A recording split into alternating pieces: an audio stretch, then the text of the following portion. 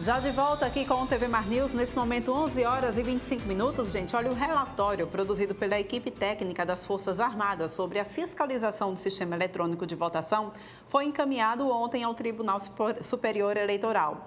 E a gente tem aqui dois pontos para serem relevados aqui na nossa entrevista, né? Primeiro, é que foi observado que a ocorrência de acesso à rede durante a compilação de código-fonte e consequente geração dos programas pode configurar relevante risco à segurança do processo.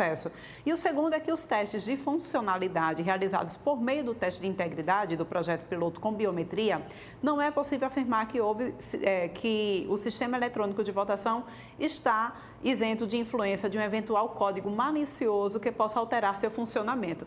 Fecha aspas, isso é o que diz o relatório. E aí muita gente fica se perguntando o que foi dito, afinal de contas, né? Quem não é da área aí de segurança eletrônica pode ficar sem entender o que acontece. Para tirar as dúvidas, a gente conversa agora com Wesley Marinho, ele que é especialista em segurança cibernética e vai tirar para a gente essas dúvidas. Wesley, muito obrigada por poder tirar esse tempinho no seu dia. Foi meio que em cima da hora, mas ainda bem que deu tempo da gente conversar sobre esse assunto que está em alta e que é muito relevante também, né? Diante desse momento que a gente está vivenciando. Independente de qual vertente política cada um seja, a gente precisa saber se há segurança ou não no nosso sistema eleitoral. Isso é crucial para o andamento da democracia. Então, eu queria, depois que eu passei todo esse texto grandão e muita gente, foi dito tanta coisa e eu não entendi meia dúzia. Eu queria que você pudesse explicar, então, o que é esse código-fonte, essa geração dos programas, a geração de códigos binários. Existe, de fato, alguma fragilidade, Wesley? Bom dia para você. Bom dia, Paulane. Bom dia a todos os telespectadores da TV Mar. Então, esse é um caso muito complexo, né? Porque a tecnologia envolvida no processo eleitoral é uma tecnologia consideravelmente robusta, tem um nível bem diferente do que a gente está acostumado no dia a dia, mas, principalmente, ele possui várias camadas de proteção. Eu já acompanho o processo eleitoral há algum tempo, já participei de alguns testes desses do TSE, já fui fiscal voluntário também em vários processos durante o entendimento das urnas, a carga das urnas eletrônicas, e o principal ponto que a gente identifica é que o processo ele passa por diversas camadas e por diversos agentes. O que foi relatado nesse relatório, que foi identificado nesse relatório em primeiro ponto, foram que houveram acessos em momentos que são considerados críticos do processo de carga das urnas. Ou seja, no momento em que o programa, o aplicativo, vamos dizer assim, do voto, ele foi criado para ser instalado na urna, porque o software ele é todo desenvolvido dentro do próprio TSE. No momento em que foi feita a geração do arquivo final para ser instalado na urna, havia um acesso dentro da rede, o que permitia algum tipo de coleta de dados. No entanto, da mesma forma que há esse processo, há também uma validação desse funcionamento do software em várias etapas do processo eleitoral.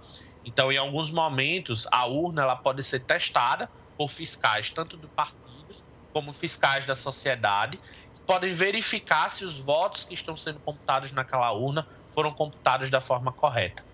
E aí o relatório, ele por sua vez, além desse primeiro ponto, ele traz à luz um outro cenário, que é, de certa forma, a fragilidade não da urna eletrônica em si, mas do processo eleitoral e da forma como ele é estruturado. Ele traz à luz dois pontos principais, onde o primeiro deles é a quantidade de pessoas que realizaram seus votos em determinadas zonas eleitorais sem a utilização da biometria. A gente sabe que a utilização da biometria, né, da impressão digital, ela é um problema em vários cenários, planos de saúde, operadores de transporte público utilizam a biometria e ela sempre é um problema na sua detecção pela qualidade do leitor e a qualidade da impressão das pessoas. Mas ainda assim, o número que foi identificado de votos sem a utilização da biometria ou com biometria com baixa qualidade foi extremamente elevado. E o principal, os logs que são gerados pela urna, eles identificam também a qualidade e o horário desses votos sem biometria. E a gente identifica que vários desses votos aconteceram em momentos do dia que eram considerados momentos extra, ou seja, uma sessão que fechou às 17 horas, mas que as pessoas que estavam naquele local de votação, elas podem votar até o último eleitor que estiver presente lá no local. E aí uma quantidade significativa de votos sem biometria aconteceram nesses horários considerados horários extras. Então esse foi um ponto bem chave que o relatório veio trazer luz e que caracteriza um pouco dessa fragilidade do processo eleitoral em si, não especificamente da urna eletrônica como equipamento. Entendi. Vale a gente ressaltar, né, que nós temos um projeto piloto ainda com biometria. Eu acredito que já no próximo pleito nós já estejamos com todo esse processo realmente, de fato, concretizado. Eu acredito que já no próximo pleito a gente já não passe por essa situação. Mas eu acho importante quando você fala do processo, da fragilidade do processo eleitoral e não das urnas eletrônicas, porque eu acho que a grande dúvida de muita gente há a possibilidade de haver fraude nas urnas, exatamente lá no númerozinho, eu apertei um número, computou outro, enfim, há essa possibilidade? Olha, tecnicamente falando, e assim, na área de segurança da informação a gente nunca pode dizer sempre ou nunca, porque as coisas podem acontecer, mas tecnicamente falando, a probabilidade de alguém conseguir burlar, mais uma vez, tecnicamente a urna, ela é quase que remota ou quase que impossível. Por quê? E aí, assim, eu acho que o ponto-chave é a gente entender a forma como a urna é estruturada. Ela realiza logs, ela realiza registros de todas as atividades que são realizadas dentro do processo eleitoral.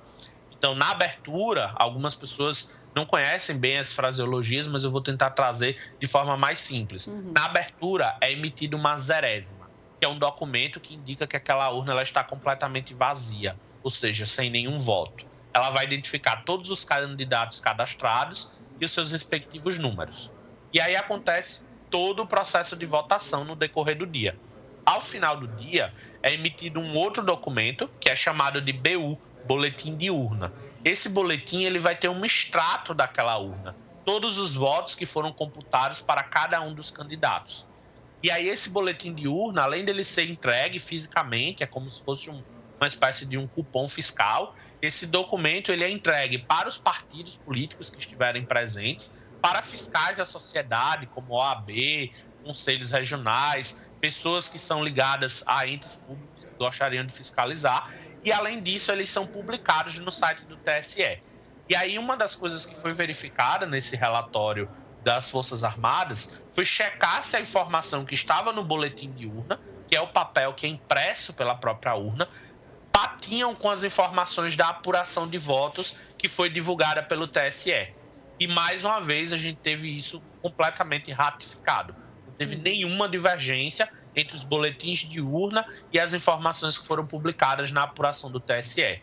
Isso caracteriza a lisura da urna eletrônica, ou seja, todos os votos que foram especificamente realizados naquela urna foram computados corretamente. O que nos faz preocupar e fazer uma avaliação um pouco mais profunda é se o nosso processo eleitoral permite que pessoas votem por outras pessoas. Isso é algo que precisa ser avaliado, visto que o funcionamento da biometria ainda não é 100% efetivo. E verificar também a votação de pessoas que não estão mais vivas. A gente tem casos que foram identificados também de pessoas que já estavam falecidas e que o seu título eleitor não havia ainda sido revogado. Então, essas pessoas votaram em determinadas sessões eleitorais, isso foi identificado, e esses votos foram corretamente computados. Então, o ponto-chave, ele não está diretamente ligado à parte tecnológica, mas diretamente ligado ao processo eleitoral. Garantir que apenas a pessoa correta realize o voto e que pessoas não autorizadas, falecidas ou pessoas que estejam votando por outras pessoas sejam impedidas de realizar tal ato. Porque dessa forma o processo acaba se tornando frágil. Muito bem. A gente tem aqui também uma palavra-chave, né, Wesley, que muita gente fica, mas o que é isso? O que é essa história de código malicioso que a gente tem aqui? Por exemplo, não é possível afirmar que o sistema eletrônico de votação está isento da influência de um eventual código malicioso. Foi isso que você acabou de dizer para a gente? Exatamente. Não é possível afirmar que ele está 100% isento, como eu falei, isso pode acontecer, mas todas as análises dos logs, dos relatórios da urna, identificam que a urna funcionou da forma para a qual ela foi prevista. Uma outra informação que tem muita relação com isso, que algumas pessoas não sabem, é que existe uma espécie de sorteio aleatório. Fiscais dos partidos, acompanhados do Ministério Público, Tribunal Superior Eleitoral e também geralmente entidades de ordem, né, como OAB, conselhos regionais, essas pessoas, elas em algum momento, acompanhadas do Tribunal Eleitoral, elas selecionam urnas de forma totalmente aleatória em sessões, onde essas urnas elas são retiradas, lacradas, levadas para uma sala, monitoradas com câmeras e é realizada uma votação assistida de forma simulada. Ou seja, pessoas inserem votos naquela urna de forma totalmente aleatória, esses membros fiscais, eles participam desse processo e ao final um boletim de urna é impresso. E aí é preciso que exatamente a mesma quantidade de votos que haviam sido inseridas de forma aleatória pelos presentes naquela sala, seja a mesma quantidade que é informada no boletim de urna. Então, isso garante que, de forma aleatória, uma urna possa ser auditada e possa se ter certeza de que os votos inseridos eles foram efetivamente computados. Isso garante mais uma forma de segurança para o equipamento eletrônico, para a urna eletrônica. Muito bem, Wesley. Em resumo, o que a gente pode falar desse relatório que foi divulgado, né, pelo Ministério da Defesa e o que a gente pode esperar do nosso processo eleitoral? Nós precisamos que o Tribunal Eleitoral, de maneira geral, ele entenda a fragilidade desse processo, que já vem sendo apontada por diversos pesquisadores, tanto da área de segurança como da área jurídica, no processo eleitoral, e que melhorias sejam implementadas nesse processo, de forma que alguns pontos sejam exigidos para que o voto seja liberado. Algumas pessoas já mencionam, inclusive, a autenticação de 2 fatores, onde você poderia receber uma notificação, um token no seu celular, por exemplo, para poder realizar o seu voto, de modo que garanta que apenas o próprio eleitor possa votar por ele. Então, eu imagino que processos como esse, que aumentem a segurança e a confiabilidade da eleição, eles vão garantir que a gente tenha a eleição que nós sempre tivemos, com as urnas eletrônicas extremamente seguras, em paralelo com o processo eleitoral também extremamente seguro, que hoje, na minha visão, ainda é uma fragilidade. Ok, Wesley, muito obrigada mais uma vez pela tua participação aqui no nosso programa. A gente volta a se encontrar em outra oportunidade, tá bem? Obrigado pela oportunidade e fico à disposição. Até uma boa tarde. Uma boa tarde para você também. E olha só, gente, o SENAC está oferecendo mais de 800 vagas para cursos profissionalizantes. Quem traz detalhes para a gente agora é Fernando Palmeira. Aperfeiçoamento e qualificação profissional são tônicas constantes do SENAC, que mais uma vez convoca a todos para mais de 800 vagas em cursos profissionalizantes. É muito importante você ficar atento, porque Natália Marques, que é gerente dessas atenções sociais para o aprimoramento profissional, está aqui com essa boa notícia para todos aqueles que almejam um lugar ao sol no mercado de trabalho. É destinado a pessoas de baixa renda, cuja renda per capita familiar mensal não ultrapasse 2 salários mínimos.